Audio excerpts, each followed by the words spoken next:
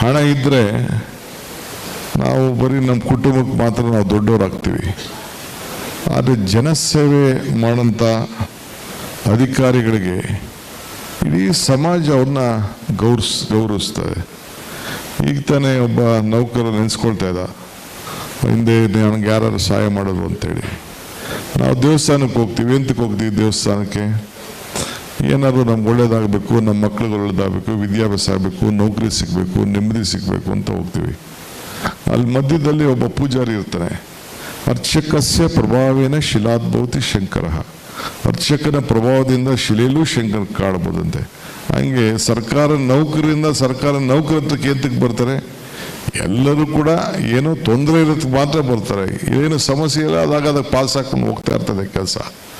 So ಆಗ ಸಂದರ್ಭದಲ್ಲಿ ನಾನು ನೋಡಿದ್ದೇನೆ ಅನೇಕ ನನ್ನ 36-37 ವರ್ಷದ ಅನುಭವದಲ್ಲಿ, ರಾಜಕಾರಣದ ಅನುಭವದಲ್ಲಿ, ಕೆಲವರು ಬರೀ ಕೊಕ್ಕೆ ಹಾಕೋದೇ ಕೆಲಸ, ತಿರುಗಿಸೋದೇ ಕೆಲಸ.